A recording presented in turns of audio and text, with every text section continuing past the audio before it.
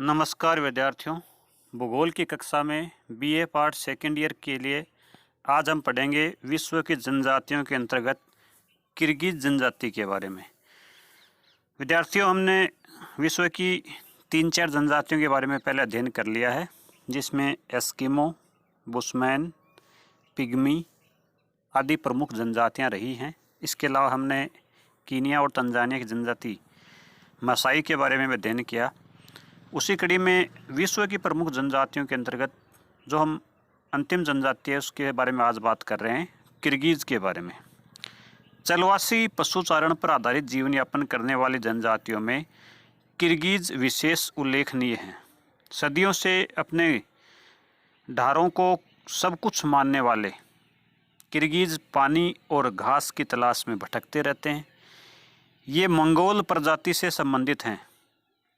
Mongol प्रजाति आप जानते हैं कि जो चीन, जापान, मंगोलिया, दोनों कोरिया, यहाँ के निवासी जो हैं वो मंगोलियंस हैं, मंगोल प्रजाति से संबंधित हैं। तो उसी से मिलते जुलते ये लोग भी हैं। इनकी छोटी आँखें, तांबे जैसा इनका रंग, सामान्य ऊंचाई और गाल की उभरी हुई हड्डियाँ मंगोल प्रजाति के इनको समीपे बनाती हैं।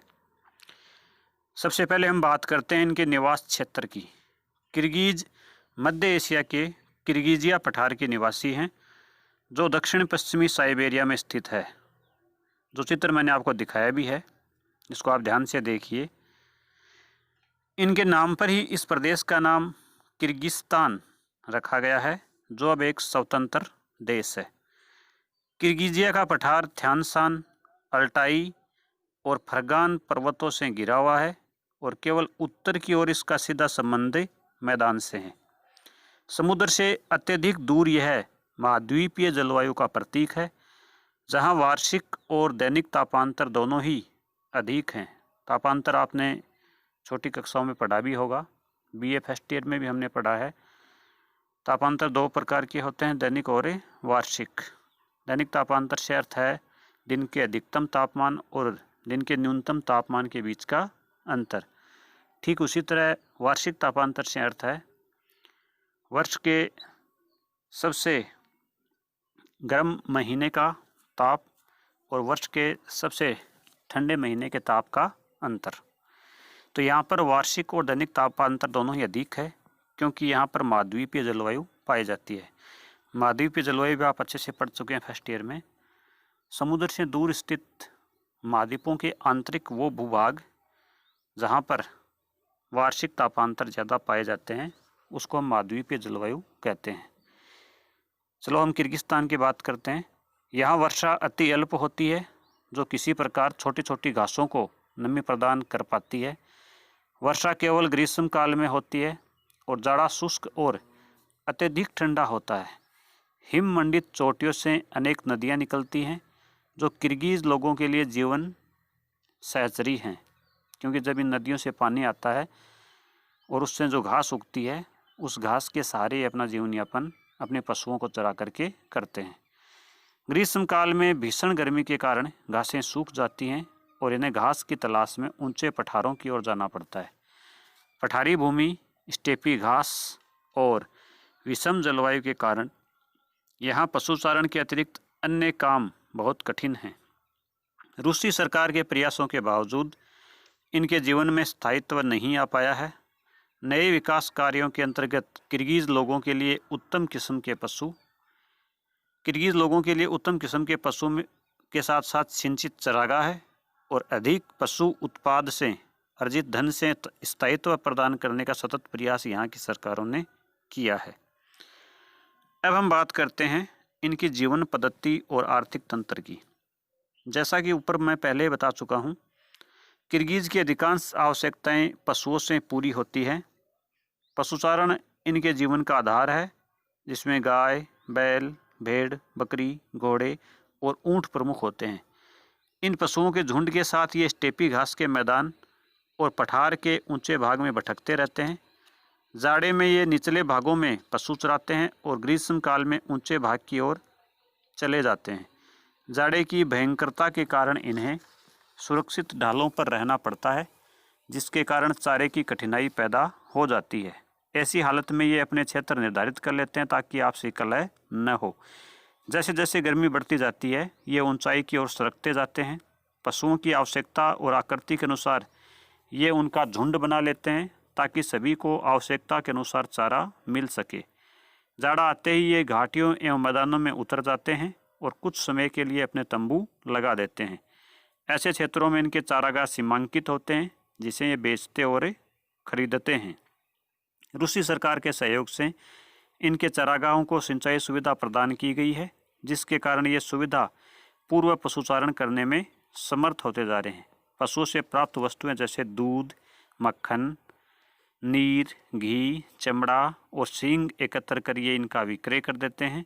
इनके आर्थिक तंत्र में अब परिवर्तन आ रहा है क्योंकि पशु उत्पादन का संकलन सरकार के सहयोग से अधिक लाभदायक प्रमाणित हो रहा है। अब इनके सहकारी संस्थाएं बन गई हैं जिसके माध्यम से इन्हें क्रय विक्रय की सुविधा मिल जाती है। अब हम बात करते हैं इनके भोजन सामग्री की। किर्गिज मूलतः शाकाहारी होते हैं। विद्यार्थियों, अब तक हमें जितनी 5 अन्य जनजातियों का अध्ययन किया वो सारी की सारी ही मांसाहारी थी। पहली ये जनजाति है जो शाकाहारी होते हैं मूलतः। पशुओं से प्राप्त दूध, मक्खन, पनीर और साग सब्जी इनके प्रमुख आहार हैं।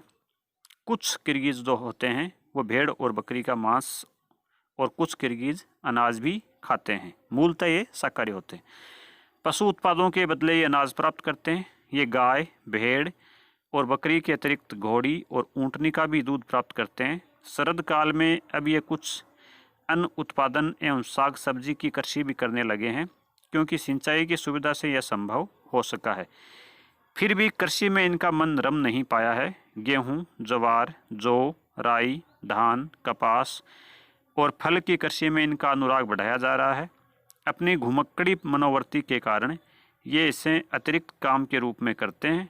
अब भी दुग्ध सामग्री इनकी भोजन की अधिकांश आवश्यकता पूरी करती है। अब ये चाय और तंबाकू का प्रयोग भी करने लगे हैं। आधुनिक जनजीवन के साथ इन्होंने चाय और तंबाकू का प्रयोग भी प्रारंभ कर दिया है। अब हम बात करते हैं इनके वस्त्र और आभूषणों की। इनके वस्त्र पशुओं से प्राप्त ऊन, बाल और चमड़े पर आधारित होते हैं। क्योंकि आपने पहले ही ये सुना अभी कि यहाँ पर ठंड अधिक पड़ती है तो ये ऊन के उपयोग से बने कपड़े पहनते हैं। अब तक जितनी भी हमने जनजातियाँ पढ़ी थी उसमें कहीं भी ऊन का उपयोग नहीं किया गया था। ऊन और चमड़े का वस्त्र ये साल भर पहनते हैं। चमड़े की टोपी, ओढ़नी और जूता भी बनाते और प्रयोग करते हैं। चमड़े के थैलों में अपनी आवश्यकता की वस्तुएं रखते हैं। दूध, मक्खन और पनीर भी चमड़े के थैलों में रखे जाते हैं। इन्हीं थैलों को पटक कर ये मक्खन निकालने का कार्य करते हैं। पुरुष और स्त्रियों की पोशाक लगभग एक समान होती है। ऊनी और चमड़े का लंबा कोट पहन लेने पर स्त्री पुरुष का अंतर कर पाना कठिन होता है। कमर में कपड़ा लपेटना सामान्य क्रिया है। जो जितना बड़ा आदमी होता है उसकी टोपी उतनी ही कीमती होती है। अर्थात टोपी से व्यक्ति की ओहदा या व्यक्ति की समाज में क्या पहचान है उससे पता लगाया जाता है। इसी से उनकी हैसियत का पता या पहचान होती है। इनकी स्त्रियां सोने चांदी के गहने भी पहनती हैं। इनके नाक, कान और गले में आभूषण अवश्य रहता है। ये विविध ढंग से अपना श्रृंगार भी करती हैं। अब हम बात करते हैं इनके घर और बस्तियों के बारे में। किर्गिज का चमड़ा निर्मित तंबू उसका चलता फिरता घर या आवास होता है। क्योंकि हम पहले ही इसके बारे में बात कर चुके कि किर्गिज जो होते हैं वो चलवासी पशुचारक होते हैं। तो चलवासी पशुचारण में स्थायी रूप से ये घर बनाकर नहीं रह सकते हैं। तंबू ही इनका घर होता है। ऐसे तंबू को यूर्त कहा जाता है। ये याद रखना विद्यार्थियों, यूर्त किसको कहते हैं? किर्गिज लोगों के तंबू को यूर्त कहते हैं। YURT, यूर्त। तंबू का निर्माण इस प्रकार का होता है कि वह गर्मी और सर्दी से रक्षा कर सके और जब चाहे गाड़ा और उखाड़ा जा सके। चूँकि इनका जीवन घुमक्कड़ी होता है, स्वभावतः ही अपने घर को साथ साथ रखने की व्यवस्था में तंबू तानते और उखाड़ते रहते हैं। एक गिरोह का तंबू एक साथ कुछ दूरी पर लगाया जाता है और जब घास कम होने लगती है तो उनके तंबुओं की बस्ती स्थानांतरित हो जाती है। सरकारी व्यवस्था से अब ये जाड़े में स्थायी घर बनाने लगे। धीरे धीरे अब ये भी अपने स्थायी घर बना करके रहना शुरू कर दिए हैं। नदियाँ और जलाशयों के निकट ऐसे आवास अधिक बनाए जाते हैं। अब इनके जो स्थायी घर हैं वो नदियों और जहाँ पर जलाशय पीने के पानी और इनके पशुओं के पीने के पानी की व्यवस्था होती है वहाँ पर अधिक बनाए जाने लगे हैं। अब हम बात करते हैं इनके उपकरण और अस्त्र शस्त्रों की। किर्गिज चमड़े से बने थैलों में खाने की वस्तुएं और दूध की सामग्री रखते हैं। लकड़ी एवं हल्की धातुओं के बर्तनों का प्रयोग भी करते हैं। घोड़ों का प्रयोग ये बोझ ढोने के अतिरिक्त रखवाली करने के लिए अर्थात घुड़सवारी करके आसपास के क्षेत्र की रखवाली करते हैं। इनके पास भाला और छड़ी रक्षा करने के हथियार होते हैं। घोड़े पर चढ़कर पशुचारण के समय ये अनेक कर्तव्य भी करते हैं। कंबल, गलीचे और चमड़े का गद्दा बिछाने के काम में लाते हैं। ये हल्की धातुओं के बर्तन खाना बनाने और खाने के लिए रखते हैं क्योंकि सामान का हल्का होना इनके लिए लाभदायक होता है। जब ये एक स्थान से दूसरे स्थान पर जाते हैं तो अधिक सामान को ये एक स्थान से दूसरे स्थान पर नहीं ढो सकते। अब हम बात करते हैं इनके सामाजिक संगठन की। चलवासी जीवन पद्धति के कारण इनका सामाजिक संगठन बहुत अविकसित है। एक वर्ग दूसरे से सहयोग करता है लेकिन हमेशा भटकते रहने के कारण ये आपसी संगठन बनाने में कमज़ोर होते हैं। जब सूखा या बीमारी से पीड़ित होते हैं तो समीपवर्ती क्षेत्रों पर ये हमला बोल देते हैं। घोड़ों पर चढ़कर आते हैं और लूटपाट मचाते हुए भागे जाते हैं। जब भी इनके सामने खाने का संकट होता है तो ये दूसरी बस्तियों पर हमला कर देते हैं। वो जो ताकतवर होते हैं वो कमज़ोरों से छीन लेते हैं। इनके पशुपालन का पैतृक गुण बहुत महत्वपूर्ण होता है। पशुओं की देखभाल करने में अति प्रवीण होते हैं, जिसके कारण रूसी सरकार से सहायता पाने के बाद भी इनकी स्थिति में भारी बदलाव अब आने लगा है। व्यावसायिक पशुपालन की व्यवस्था वाले क्षेत्रों में किर्गिज अच्छी आमदनी करने लगे हैं। सोवियत सरकार ने इनकी शिक्षा, सहकारी पशुशाला, सिंचित चारागाह, दुग्ध उद्योग, चमड़ा उद्योग और सामाजिक जागरूकता के माध्यम से इन्हें खानाबदोश से स्थायी कृषक, पशुपालन और नागरिक बनाने के प्रयास करती रही है। किर्गिस्तान की सरकार इनके दृष्टिकोणों में परिवर्तन लाने का प्रयास कर रही है। फिर भी हजारों वर्षों की पुश्तैनी आदत इन्हें एक स्थान पर टिकने में बाधक है। यानी कि इनके स्वभाव में ही जो एक स्थान से दूसरे स्थान पर जाने की प्रवृत्ति है वो हजारों सालों से रही है।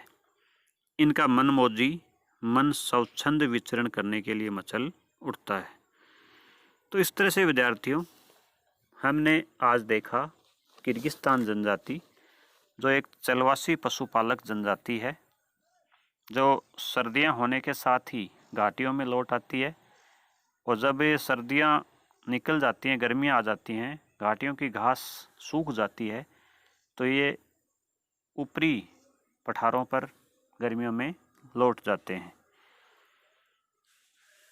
तो विद्यार्थियों इस तरह से हमने विश्व की जो प्रमुख जनजातियां थी वो उन सब की प्रमुख विशेषताओं का अध्ययन कर लिया है, जिसमें मैंने पहले भी आपको बताया कि एस्किमो जनजाति, बुशमैन जनजाति, इसके बाद हमने बात करी पिग्मी जनजाति, मसाई जनजाति, बद्दू जनजाति और आज हमने बात करी किर्गिज जनजाति की। अब हम अगले चैप्टर में भारत की प्रमुख जनजातियों के बारे में अध्ययन करेंगे। भारत की जनजातियां जो हैं उसमें जैसे कि आपको पता ही है, नागा हैं, गोंड हैं, संथाल हैं। हमारे राजस्थान और मध्य प्रदेश की बात करें तो भील हैं। इनमें से कुछ जो प्रमुख जनजातियां हैं उनके बारे में हम अगले चैप्टर से शुरू करेंगे। आज जो हमने पढ़ी है किर्गिज जनजाति, उसके लिए आप अपनी नोटबुक में एक प्रश्न तैयार करिए। प्रश्न है, किर्गिज जनजाति की प्रमुख विशेषताओं का वर्णन कीजिए। आप दोबारा सुन लीजिए, किर्गिज जनजाति की प्रमुख विशेषताओं का वर्णन कीजिए। इसी तरह से एक छोटा प्रश्न जो आपको किसी कंपटीशन एग्जाम में पूछ सकते हैं वो है, यूर्त क्या है? YURT, यूर्त क्या है? अभी हमने बात करी थी यूर्त की, तो ये प्रश्न भी आपने नोट कर लीजिए। धन्यवाद।